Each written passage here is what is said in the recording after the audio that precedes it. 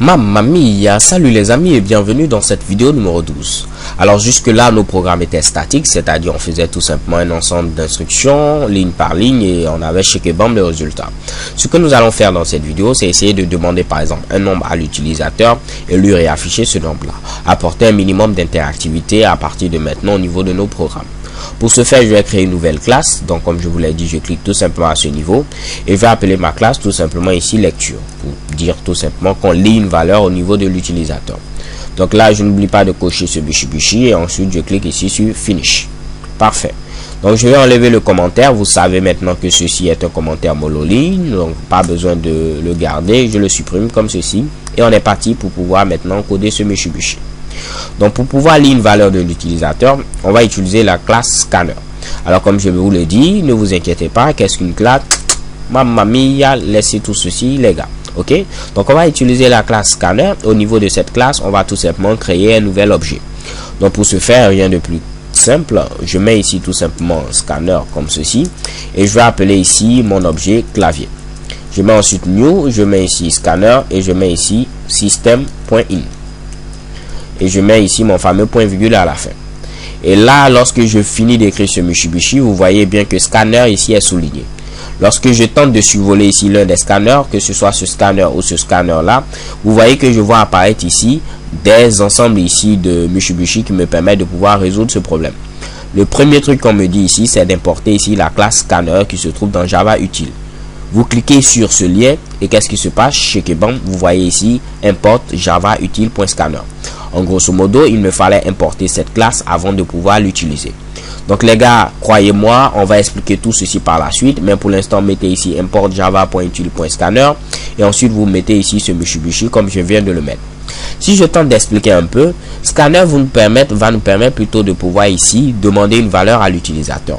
Cette valeur que l'utilisateur va entrer provient ici du clavier. Donc lorsque je mets ici system.in, cela fait partie tout simplement des flux standards d'entrée et sortie. Donc le in qui est présent à ce niveau veut dire entrée. Donc, et si quelque chose doit entrer au niveau de l'ordinateur, par défaut, généralement on utilise le clavier. Donc je dis qu'il faut prendre ici cette valeur depuis le clavier. Raison pour laquelle j'ai appelé ici mon objet ici clavier. Donc si c'est un peu confus, ne vous inquiétez pas les gars, comme je vous l'ai dit, je tentais tout simplement d'expliquer. De même, lorsque parfois on met ici le system.out.println, out veut dire tout simplement sortie. Donc on doit faire sortir une information pour l'utilisateur. Et généralement lorsqu'on veut faire sortir une information, on utilise l'écran. Raison pour laquelle lorsqu'on fait system.out.println, cela affiche ce Mitsubishi au niveau de l'écran, au niveau de la console. Donc system.in pour dire des informations vont entrer, donc généralement au niveau du clavier, ça peut être au niveau du microphone, mais ici on reste simple, on utilise le clavier. Et system.out, des informations vont sortir. Ici on utilise généralement ici quoi? On utilise tout simplement l'écran. Ok, donc j'espère que cette petite explication vous a aidé à comprendre. On va continuer et ne vous inquiétez pas les gars, on y reviendra beaucoup plus en détail. Ok, bien. Donc une fois que j'ai mon clavier, si je veux lire une information, comment on va faire? Donc à ce niveau, qu'est-ce que je vais faire? Je vais déclarer tout simplement une variable n qui va avoir ici comme valeur tout simplement 0. Et cette variable là, je vais lui affecter une valeur que l'utilisateur va entrer au niveau du clavier. Mais je l'initialise pour avoir quelque chose de beaucoup plus propre. Donc là, je vais ensuite afficher system.out.println pour pouvoir afficher un message. Je vais dire à l'utilisateur entrer un nombre. Ok, comme ceci. Donc lorsque l'utilisateur va voir ce Mitsubishi, il sera censé ici entrer un nombre. Pour recueillir ce nombre, rien de bien compliqué, j'utilise ma variable n que je viens de créer à ce niveau et je vais lui dire qu'il faut prendre la valeur que l'utilisateur va entrer depuis le clavier. Pour ce faire, je mets ici clavier. Et puisque je dois lire ici un nombre entier, je vais mettre ici next int. Next int qui veut me dire tout simplement à ce niveau, il faut lire un entier.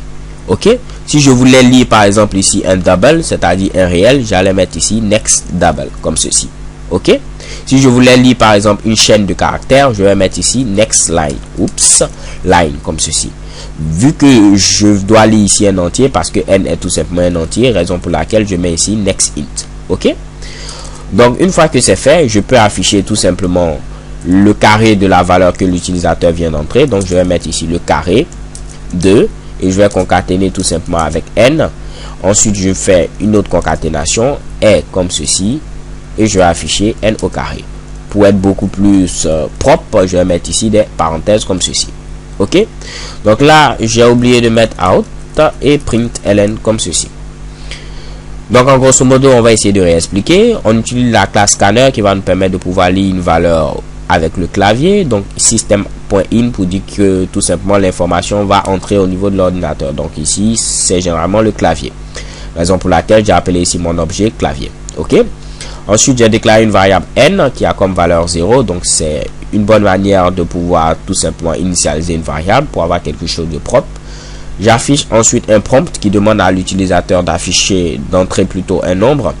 L'utilisateur va entrer son nombre et nous allons le recueillir en faisant tout simplement clavier.nextInt. NextInt parce que tout simplement ce que l'utilisateur doit taper, ça doit être ici un entier. Et on va stocker ce qu'il tape au niveau de la variable n. Après, on pourra afficher le carré de ce que l'utilisateur a tapé est tout simplement n fois n, ce qui va me permettre d'avoir ici le carré du nombre entré par l'utilisateur. Je clique ensuite sur Run pour pouvoir lancer ce Mitsubishi. Et qu'est-ce qui se passe? Entrer un nombre. Je vais mettre ici comme valeur, pourquoi pas, 10. Et lorsque je vais valider, normalement, je dois avoir le carré de 10 est 100. Ok? Je valide avec la touche Entrée. Chez Kebam, le carré de 10 est 100. Ok? Si je ne voulais pas avoir ici mon nombre qui est à ce niveau, je veux que tout soit sur la même ligne. Donc, en lieu et place de mettre println, parce que println va afficher ce Mitsubishi et aller à la ligne, je mets ici print.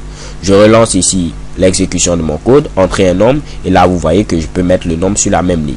Ok, donc je vais mettre pourquoi pas 5. Je valide, je dois avoir ici comme valeur tout simplement 25. Je valide et chez Kebam, le carré de 5 est 25. Alors les gars, en grosso modo c'est tout. Vous êtes maintenant en mesure de pouvoir recueillir des valeurs de l'utilisateur et pouvoir faire quelques petites manipulations. J'espère que vous êtes content. So thank you guys for watching. Don't forget to subscribe and XOXO.